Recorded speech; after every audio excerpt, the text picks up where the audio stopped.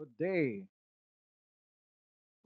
Sa pagkakataong ito, mga kaibigan, sa lahat ng gustong matuto ng salitang Pangasinan ay tumutok kayo dito dahil ako ho ay magtuturo ng Pangasinan dialect. Sinasabi kasi na itong dialect na ito ay dahan-dahang namamatay na. So dahil sa aking hangarin na ito po ay mapaunlad, ako po ay magtuturo ng Pangasinan.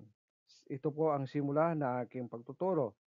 At sa lahat po ng gustong matuto ng Pangasinan, kung kayo ay nasa taga-ibang lugar o taga-ibang bansa o mga Pilipino na lumaki sa ibang bansa subalit hindi na nila natutunan ang salitang Pangasinan, taga rito sila sa Pangasinan pero nahihirapan sila.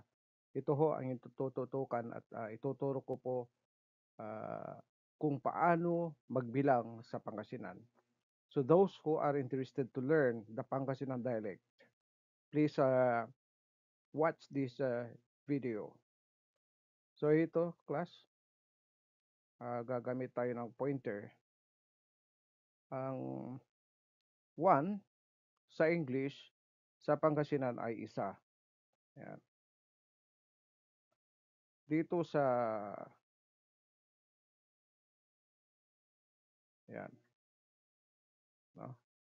Uy, ba't nagkakulay? Mali tayo, ito to. Gamitin natin itong pointers. Ito. So, pangalawa, dua,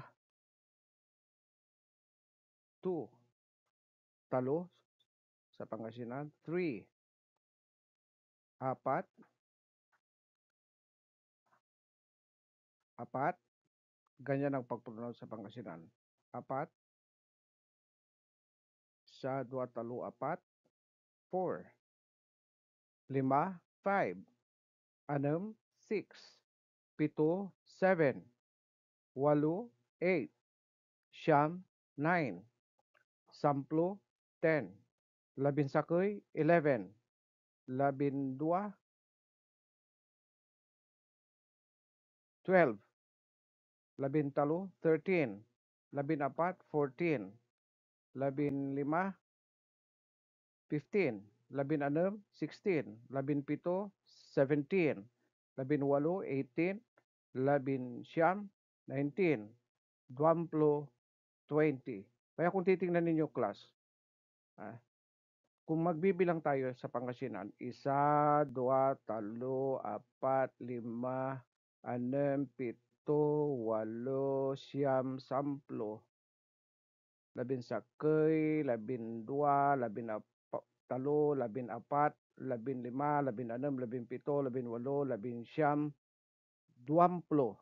Samantalang sa English, 1, 2, 3, 4, 5, 6, 7, 8, 9, 10. Punta tayo sa kabila. Continuation. Hanggang 30 lang ito. Duwamplutan sakay, 21. Duwamplutan dua, 22.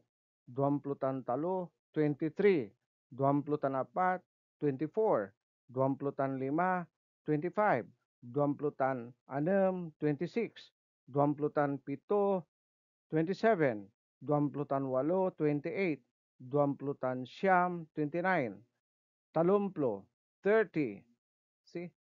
So, titingnan ninyo, pag duwamplo, 20, nilalagyan na natin tansakay. 20 and 1, kung kumuntan, sana. Pero sa English kasi, 21. 20 and 2, 22. Dapat, ayaw ko man 20 and 2. Duwamplutan 2. Duwamplutan talo, duwamplutan apat, duwamplutan lima, duwamplutan anem, duwamplutan pito, duwamplutan walo, duwamplutan siyam, talumplo. Unta nagagi. So, panagbilang. Kakaaro sa panagbilang at Pangasinan. That's how to count in Pangasinan. No? Uh, from 1 to 30. So, to those who want to learn Pangasinan dialect, please watch this video. And please like and share. Pag nagustuhan mo ang aking video, share mo sa iba.